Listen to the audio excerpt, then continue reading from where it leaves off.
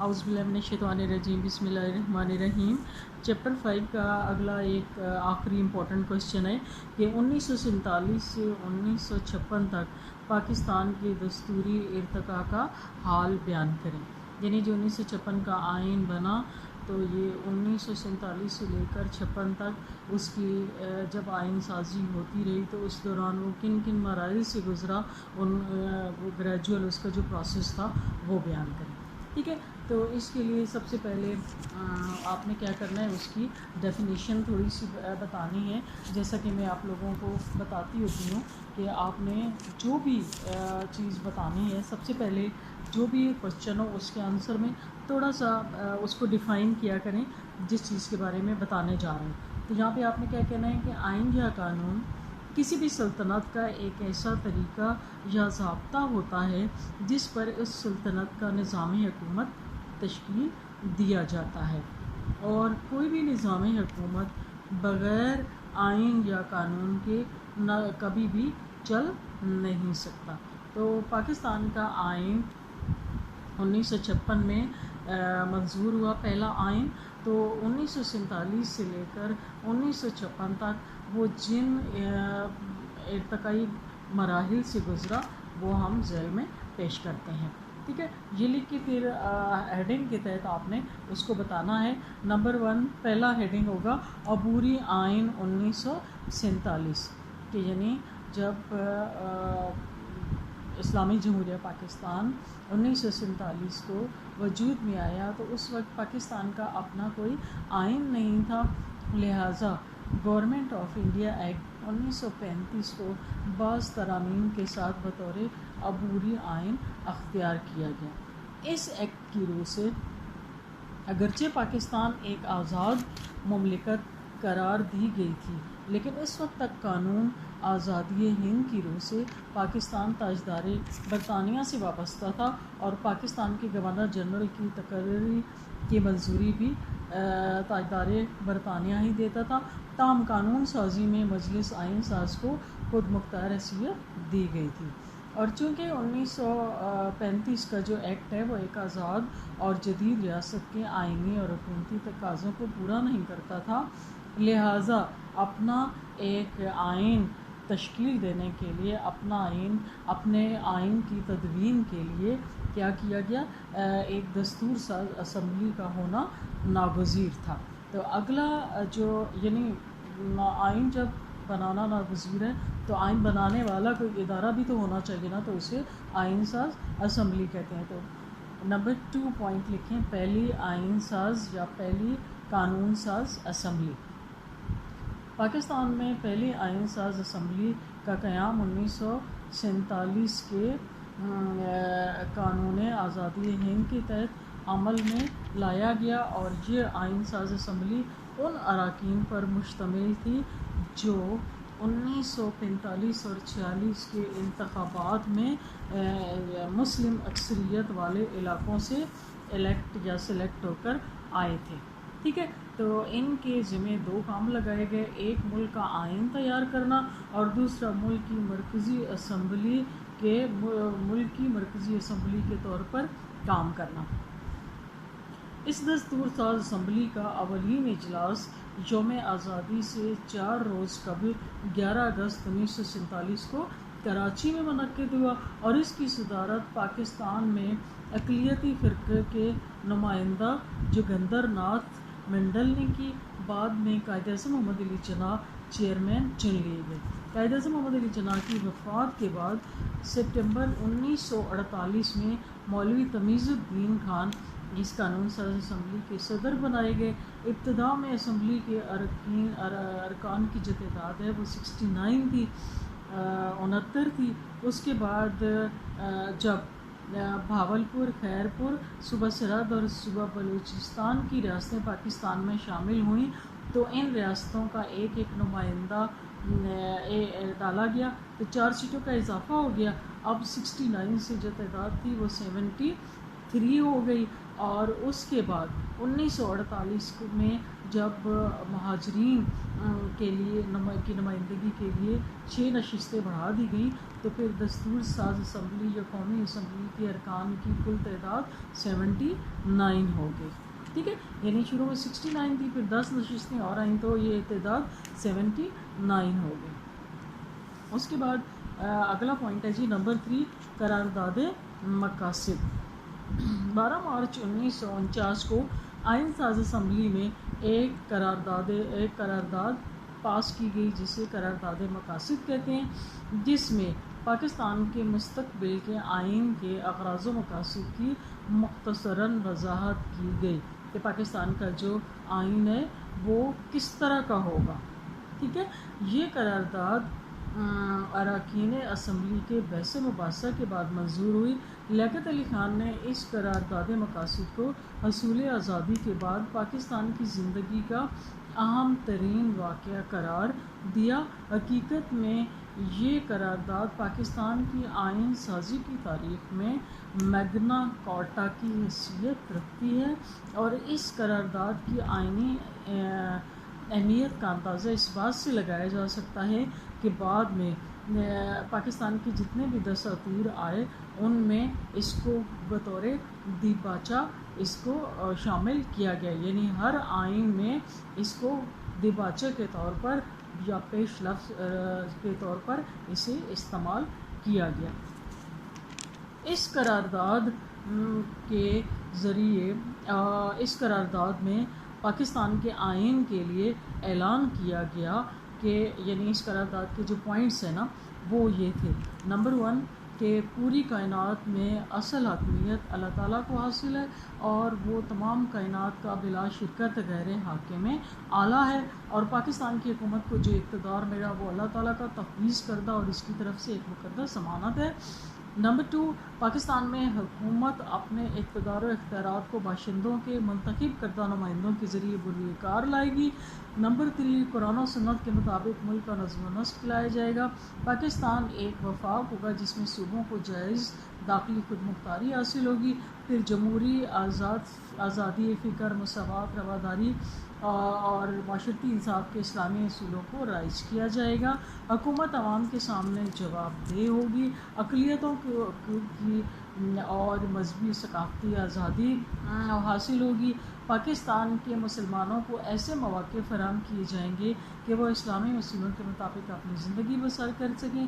پاکستان کے شہریوں کو تمام بنیادی انسانی حقوق حاصل ہوں گے، یعنی پاکستان کے شہری چاہے وہ مسلمان ہوں، چاہے ہندو ہوں، چاہے کرسچن ہوں، کوئی بھی بنیادی حقوق مثلاً آزادی تحریر و تقریر، آزادی فکر، مساوات، مذہبی آزادی اور جائیداد کی خرید و فروخت وغیرہ کی ضمانت دی جائے گی. عدلیہ ہر قسم کے اثر و رسوخ سے بالا تر ہوگی. پھر اہل پاکستان کو مواقع فراہم کیے جائیں گے کہ وہ فلاح و خوشحالی کی زندگی بسر کر سکیں. قرارداد مقاصد کو پاکستان کے آئینی ارتقاء میں ایک سنگین میل کی حیثیت حاصل ہے، اور یہ قرارداد مقاصد اس لحاظ سے بھی جدید دنیا کی انوکھی اور منفرد حیثیت کی حامل دستوری دستاویز تھی کہ اس کے ذریعے واضح طور پر اعلان کر دیا گیا تھا کہ پاکستان کی ریاست کو اسلام کے عالمگیر اصولوں پر چلایا جائے گا. یعنی واضح طور پر کہہ دیا گیا تھا. اس وقت تو وہ گورنمنٹ آف انڈیا ایکٹ کو ترمیم کے ساتھ کیا گیا، لیکن اس کے بعد کہا گیا تھا کہ آئین جو ہے وہ مکمل طور پر اسلامی اصولوں کے مطابق ہوگا. دراصل یہ قرارداد اس نصب العین اور مقصد کی بہترین وضاحت ہے جس کی بنیاد پر پاکستان معرض وجود میں آیا تھا.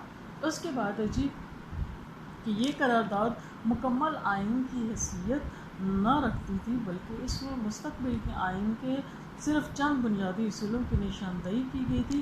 قرارداد مقاصد کے منظور ہو جانے کے بعد دستور ساز اسمبلی نے آئین کی تدوین کے سلسلے میں مختلف امور کے لیے کئی کمیٹیاں اور سب کمیٹیاں تشکیل دی، اور ان میں بنیادی اصولوں کی کمیٹی سب سے زیادہ اہم ہے۔ یعنی نمبر 4 پوائنٹ آپ نے کیا لکھنا ہے؟ بنیادی اصولوں کی کمیٹی۔ قرارداد مقاصد کے پاس ہونے کے بعد آئین ساز اسمبلی نے بنیادی اصولوں کی کمیٹی تیار کرنے کے لیے 25 ارکان پر مشتمل ایک کمیٹی تشکیل دی، اور کمیٹی کو یہ اختیار دیا گیا کہ ضرورت کے تحت وہ 10 ارکان کا اضافہ بھی کر سکتی ہے۔ اس کمیٹی کو بنیادی اصولوں کی کمیٹی کا نام دیا گیا۔ کمیٹی نے اپنے کام کی تکمیل کے لیے 4 ذیلی یعنی ریجنل کمیٹیاں قائم کی۔ وہ کون کون سی تھیں؟ نمبر 1 رائے دہی کی کمیٹی، عدلیہ کی کمیٹی، بنیادی حقوق کی کمیٹی، اور مرکزی اور صوبائی دستور اور تقسیم اختیارات کی کمیٹی۔ بنیادی اصولوں کی کمیٹی کو اجازت تھی کہ اگر وہ چاہے تو کسی ماہر کی خدمات بھی حاصل کر سکتی ہے، لیکن ایسے افراد کو پھر ووٹ ڈالنے کا حق نہیں ہوگا۔ علاوہ ازیں اسلامی معاملات میں مشورہ لینے کے لیے ایک اسلامی بورڈ بھی قائم کیا گیا، یعنی بنیادی اصولوں کی کمیٹی اور اس کے ساتھ ایک اسلامی بورڈ بھی قائم کیا گیا۔ کمیٹی نے 28 دسمبر 1950 کو آئین ساز اسمبلی کو پہلی رپورٹ پیش کی۔ اس رپورٹ میں سفارش کی گئی کہ مرکزی مقننہ 2 ایوانوں پر مشتمل ہو، ایوان بالا اور ایک ہے ایوان زیر۔ نمبر 2 سربراہ مملکت کا انتخاب مرکزی مقننہ کے دونوں ایوان مل کر کریں۔ صدر کا مسلمان ہونا ضروری نہیں ہے، اور صدر کسی کے سامنے جواب دہ بھی نہیں ہے، اور نہ ہی اس پر کوئی مقدمہ چلایا جائے گا۔ صدر کو صرف مرکزی اسمبلی کی 2/3 اکثریت ہی برطرف کر سکے گی۔ صدر کی اعانت کے لیے، صدر کی مدد کے لیے وزیر اعظم اور وزراء بھی ہوں گے، اور وزراء آئین ساز اسمبلی کے سامنے جواب دہ ہوں گے۔ صدر کو یہ اختیار ہوگا کہ وہ آئین کو مکمل یا جزوی طور پر معطل یا منسوخ کر دے۔ یعنی صدر کو کوئی کچھ نہیں کہہ سکتا تھا، اور اس کو اختیارات دیے گئے، یہ بھی اختیار دے دیا گیا کہ وہ آئین کو مکمل طور پر ختم کر دے یا اس کی کسی ایک حصے کو ختم کر دے۔ نمبر 3 ہے جی کہ صوبوں میں یک ایوان مقننہ ہو۔ صوبے میں گورنر کی حیثیت ملک کے صدر کے متشابہ ہوگی۔ پھر نمبر 4 ہے مرکزی اور صوبائی اختلاف کی صورت میں عدالت ثالثی کے فرائض انجام دے گی۔ اور نمبر 6 ہے اردو کو سرکاری زبان قرار دیا جائے۔ اس کمیٹی کی رپورٹ میں نہ تو اسلام اور اسلامی اصولوں کا ذکر کیا گیا، نہ ہی بنیادی حقوق کی ضمانت تھی۔ صدر کے لیے مسلمان ہونا بھی ضروری نہیں تھا، چنانچہ ملک کے عوام کی طرف سے عموماً اور اسلامی حلقوں کی طرف سے خصوصاً اس پر کڑی تنقید کی گئی۔ چنانچہ لیاقت علی خان کو رپورٹ پر جو ہے نا پھر کیا ہوا کہ اس رپورٹ پر غور و خوض کرنے کے لیے کہا گیا، لیکن کیا ہوا کہ لوگ اس کو ماننے کے لیے بالکل تیار نہیں تھے۔ انہوں نے پاکستان جو تھا، پاکستان کے قیام سے پہلے خواب دیکھے تھے کہ ہمارا ایک ایسا ملک ہوگا جس میں اسلامی نظام حکومت ہوگا۔ تو وہ جب آئین بنا تو وہ اسلامی اصولوں کو اس میں نام ہی نہیں، تو لہٰذا لوگوں کے اندر بہت بے چینی پائی گئی۔ تو چنانچہ لیاقت علی خان کو رپورٹ پر غور معرض التوا میں ڈالنا پڑا۔ اس کے علاوہ خود مرکزی کابینہ بھی 2 صوبائی گروہوں میں بٹی ہوئی تھی، ایک کی قیادت ملک غلام محمد اور دوسری کی فضل الرحمان کے ہاتھ میں تھی۔ اسمبلی کے دوسرے اجلاس تک وزیر اعظم لیاقت علی خان کی عمر نے وفا نہ کی، اور انہیں 16 اکتوبر 1951 کو راولپنڈی میں شہید کر دیا گیا۔ لہٰذا نظر ثانی کے فرائض نئے وزیر اعظم خواجہ ناظم الدین نے سر انجام دیے۔ یعنی ان کی جب شہادت ہو گئی، لیاقت علی خان کی جو پہلے وزیر اعظم تھے، تو دوسرے وزیر اعظم کون بنے؟ خواجہ ناظم الدین۔ ان کے سپرد ہو گیا کہ وہ اب غور و خوض کریں اور اس میں جو کوئی ترامیم ہے وہ کریں۔ تو اگلا پوائنٹ ہے جی بنیادی اصولوں کی کمیٹی کی ترمیم شدہ رپورٹ۔ 22 دسمبر 1952 کو بنیادی اصولوں کی کمیٹی کی ترمیم شدہ رپورٹ وزیر اعظم خواجہ ناظم الدین نے آئین ساز اسمبلی کے سامنے پیش کی، اور اس کی تجاویز یہ تھیں کہ مرکزی مقننہ کے دونوں ایوان مل کر صدر کا انتخاب 5 سال کے لیے کریں گے اور صدر مملکت کے لیے مسلمان ہونا ضروری ہوگا اور اس پر مقدمہ نہیں چلایا جا سکتا. مطلب باقی 2 باتیں تو مان لینا. نمبر 2 ہے کہ مرکزی پارلیمنٹ 2 ایوانیں ہوگی. اس کا ایوان بالا ہاؤس آف یونٹس اور ایوان زیریں ہاؤس آف پیپلز کہلائے گا. پہلے میں 120 اور دوسرے میں 400 ممبر ہوں گے اور دونوں ایوانوں کی جو میعاد ہے وہ 5 سال ہوگی، جیسا کہ اب بھی 5 سال ہوتی ہے نا. اس کے بعد ہے جی کہ ہر یونٹ میں ایک ایوان مقننہ ہوگی جس کے ارکان کا انتخاب عام ووٹر کریں گے. پھر ہے مرکزی اور صوبائی حکومتوں میں 5 افراد پر مشتمل اسلامی بورڈ ہوں گے جو مقننہ کے پاس کردہ قوانین کے بارے میں رائے دیں گے کہ آیا قوانین اسلامی اصولوں کے مطابق ہیں یا نہیں. اگلا ہے حق کے بالغ رائے دہی کو منظور کر لیا گیا. قومی زبان کے بارے میں کوئی فیصلہ نہ ہو سکا. دستور کی ترمیم کو پیچیدہ کر کے اسے غیر لچکدار بنا دیا گیا، مطلب اسے اور زیادہ پیچیدہ کر دیا گیا، اس میں فلیکسیبلٹی ختم ہو گئی. سپریم کورٹ کے جج مقرر کرنے کا حق صدر کو دیا گیا. پھر خواجہ ناظم الدین کا یہ آئینی خاکہ ہر دل عزیزی حاصل نہ کر سکا. خواجہ ناظم الدین کا یہ والا خاکہ جو تھا یہ بھی کسی کو پسند نہ آیا اور ملک کے مختلف طبقوں نے مختلف طریقوں اور دفعات کو تنقید کا نشانہ بنایا. اس سے صوبائی تعصب کی آگ میں شدت پیدا ہو گئی اور ملک کے حالات بہت زیادہ خراب ہو گئے. خواجہ ناظم الدین اور میاں ممتاز محمد خان دولتانہ کے مابین اس مسئلہ پر کشیدگی پیدا ہو گئی جس نے بعد میں باقاعدہ محاذرائی کی شکل اختیار کر لی اور جو بالآخر دونوں کو لے ڈوبا. ٹھیک ہے. اچھا، خواجہ ناظم الدین کی رپورٹ پر اعتراضات سے آئین سازی کے کام میں تعطل پیدا ہو گیا. اس سیاسی بحران کو بالآخر گورنر جنرل ملک غلام محمد نے خواجہ ناظم الدین کی برطرفی کے غیر جمہوری اقدام کے ذریعے اس طرح کرنے کی کوشش کی کہ ان کی جگہ محمد علی بوگرا کو نیا وزیر اعظم مقرر کیا جو اس وقت امریکہ میں پاکستان کے سفیر تھے. یعنی وہ جو وزیر اعظم تھے نا ان کو ہی ہٹا دیا گیا خواجہ ناظم الدین کو اور ان کی جگہ پہ محمد علی بوگرا ہو گئے. اگلا پوائنٹ آپ نے لکھنا ہے محمد علی بوگرا فارمولہ. خواجہ ناظم الدین کی برطرفی کے بعد محمد علی بوگرا پاکستان کے تیسرے وزیر اعظم بنے. پہلے لیاقت علی خان تھے، دوسرے خواجہ ناظم الدین اور تیسرے محمد علی بوگرا. یہ 1 by 1 آپ یاد رکھیں. انہوں نے 6 ماہ کے اندر رہنما آئینی فارمولہ پیش کیا جو ان کے بیان کے مطابق دونوں بازوؤں کے لیے قابل قبول تھا. ان کے نزدیک اس سے پہلے آئینی کوششیں صرف اس لیے کامیاب نہ ہو سکی تھی کہ مشرقی اور مغربی پاکستان میں نشستوں کی تقسیم کا مسئلہ حل نہ ہوتا تھا اور چھوٹے صوبے مشرقی پاکستان کی وجہ سے الجھن میں مبتلا تھے. اس مسئلے کا حل یوں پیش کیا گیا. نمبر 1 کہ پاکستان 5 صوبوں مشرقی پاکستان، پنجاب، سندھ، سرحد، بلوچستان پر مشتمل وفاقی ریاست ہوگی. نمبر 2 مرکزی مقننہ کے 2 ایوان ہوں گے. ایوان بالا 50 نشستوں اور ایوان زیریں 300 ارکان پر مشتمل ہوگا. صدر کا انتخاب دونوں ایوان کریں گے اور وہ ایک معینہ مدت کے لیے چنا جائے گا اور اگر صدر مغربی پاکستان سے ہو تو وزیر اعظم کا تعلق مشرقی پاکستان سے ہوگا اور یا اس کے برعکس ہوگا. مطلب ایک جو ہے وہ صدر مغربی پاکستان سے ہوا تو وزیر اعظم مشرقی پاکستان سے ہوگا، تو صدر مشرقی پاکستان سے ہوا تو وزیر اعظم مغربی، تاکہ دونوں کی نمائندگی ہو وہاں سے. کوئی ایسا قانون منظور نہیں ہو سکے گا جس کے خلاف مشرقی یا مغربی پاکستان کی 30% ارکان کی رائے ہوگی. اگر 30% اس کے اگینسٹ ہوں گے کہیں سے بھی تو وہ منظور نہیں ہوگا.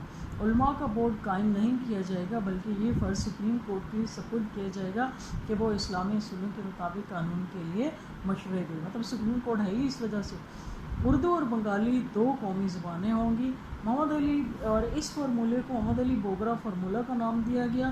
محمد علی بوگرا فارمولہ کو بنیادی اصولوں کی دونوں رپورٹوں کے مقابلے میں زیادہ پسند کیا گیا اور رائے عامہ کے کم و بیش سبھی حلقوں نے عام طور پر اس کا خیر مقدم کیا۔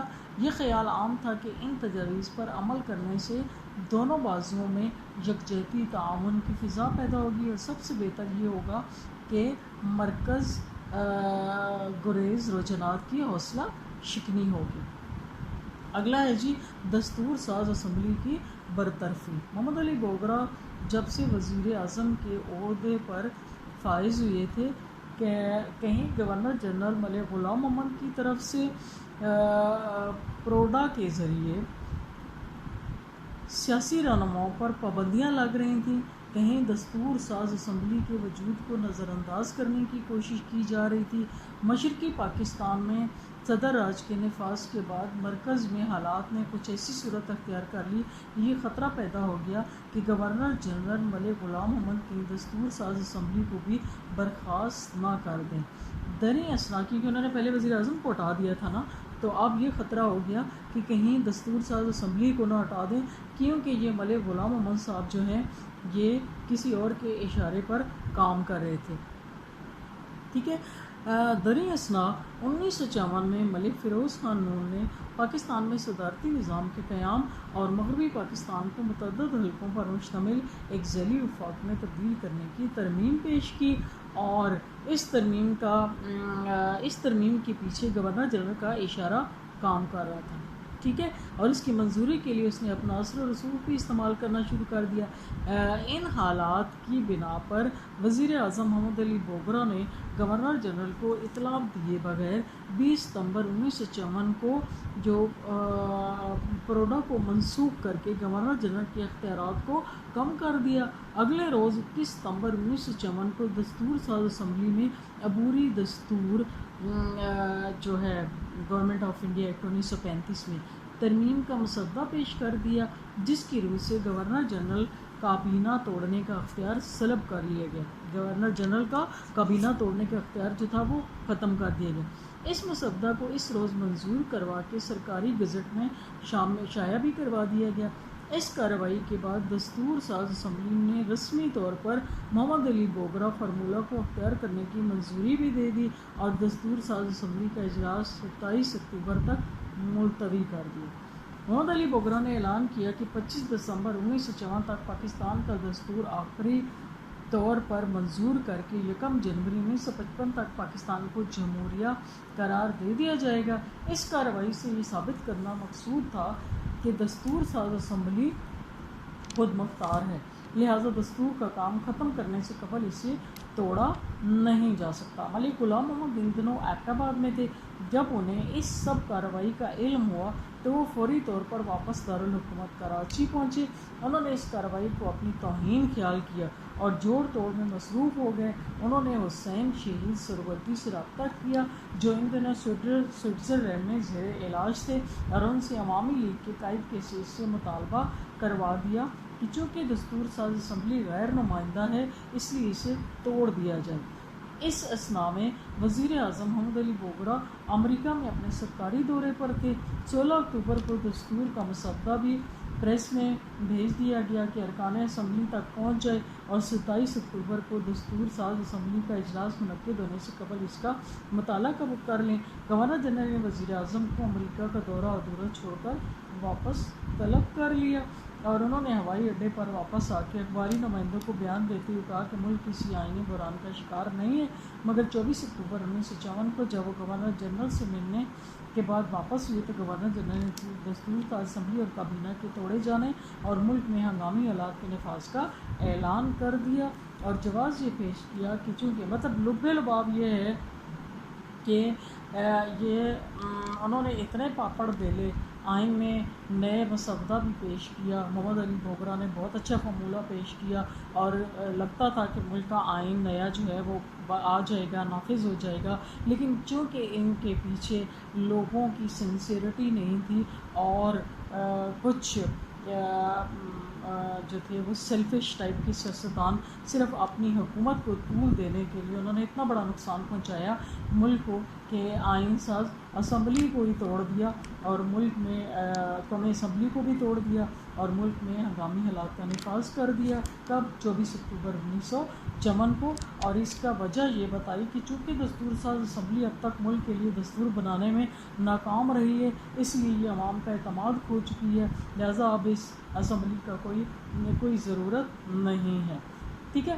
تاہم مرکزی حکومت کا نظم و نسق چلانے کے لیے محمد علی بوگرا کو دوبارہ نئی وزارت بنانے کے لیے دعوت دی گئی. اچھا، ان کو ہٹا دیا گیا اور پھر ان کو کہا گیا کہ حکومت کا کام تو چلانا ہے نا، تو اس وجہ سے عبوری طور پر نا آپ ہی ایک بنائے کابینہ. تو نئی کابینہ میں سکندر مرزا، ڈاکٹر خان صاحب اور حسین شہید سہروردی ایسے لوگ بھی شامل تھے. اس طرح اب یہ خالص مسلم لیگی وزارت نہ رہی تھی. اس کے بعد اگلا ہے جی، لیکن یہ والے لوگ جو بھی شامل تھے نا، ان میں سے کوئی بھی سنسیئر نہیں تھا. اگلا ہے تمیز الدین خان کی مدافعت. 8 نومبر 1954 کو دستور ساز اسمبلی کے اسپیکر مولوی تمیز الدین نے گورنر جنرل کے دستور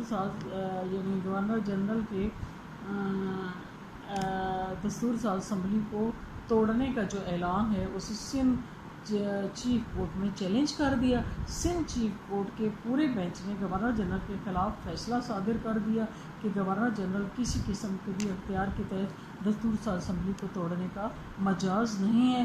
اس فیصلے کے خلاف حکومت نے فیڈرل کورٹ میں اپیل کر دی اور فیڈرل کورٹ نے حکومت کے حق میں فیصلہ دے دیا 21 مارچ 1955 کو.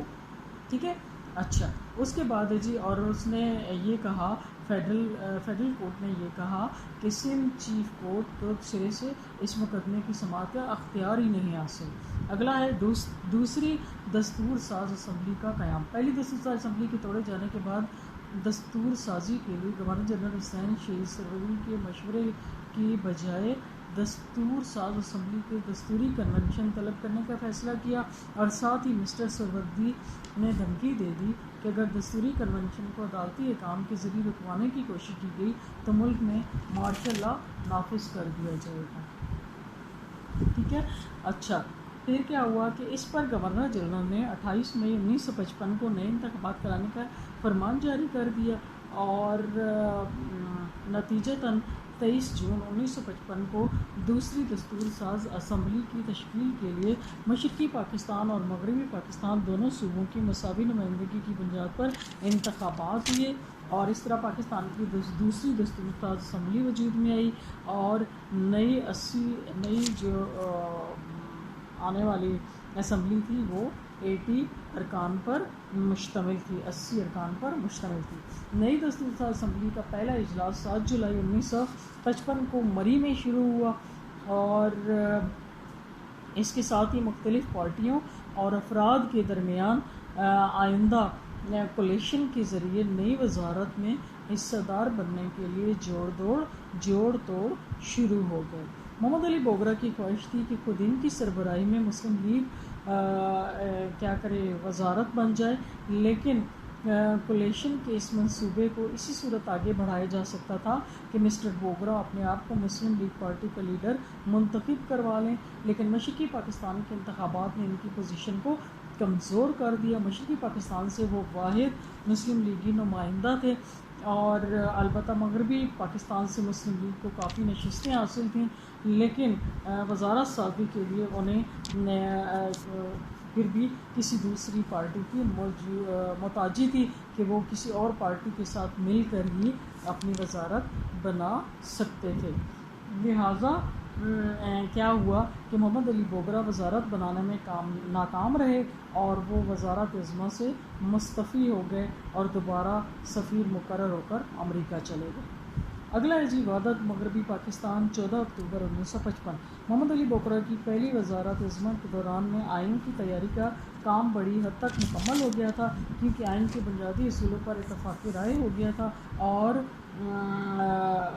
ملک کے دونوں بازوؤں یعنی مشرقی اور مغربی پاکستان کے لیے مساوی نمائندگی اصول بھی طے پا گیا تھا.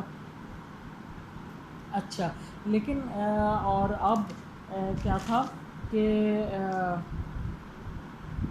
گورنر جنرل ملک غلام محمد نے دستور ساز اسمبلی کو لیکن اب یعنی یہ دستور طے پا چکا تھا، نظر یہ بھی طے پا چکا تھا کہ مغربی پاکستان میں تمام اکائیوں کو ایک متحدہ صوبے کی شکل دے دی جائے گی۔ اس مقصد کے حصول کے لیے کوششیں جاری تھیں کہ گورنر جنرل ملک غلام محمد نے دستور ساز اسمبلی کو پھر توڑ دیا، یعنی اب پھر دستور ساز اسمبلی جو تھی وہ ٹوٹ گئی۔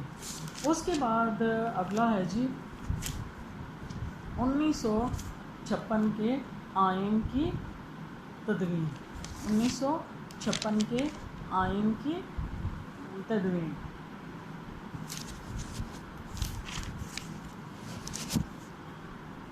24 اکتوبر 1954 کو توڑی جانے والی دستور ساز اسمبلی کی جگہ نئی دستور ساز اسمبلی 1955 میں قائم ہوئی۔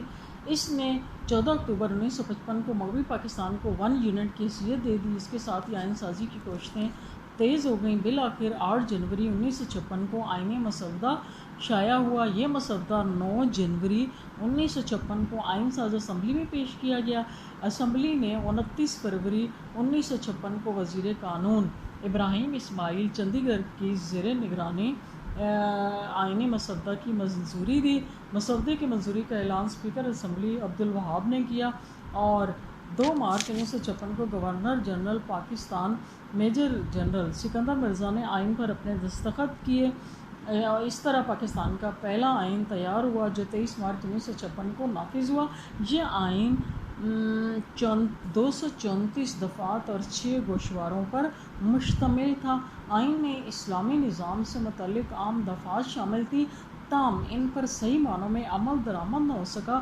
بالآخر یہ آئین تقریباً 2.5 سال نافذ العمل رہنے کے بعد 7 اور 8 اکتوبر 1958 کی درمیانی شب کو ایوب خان کے مارشل لا کے نفاذ کے ساتھ ہی ختم ہو گیا۔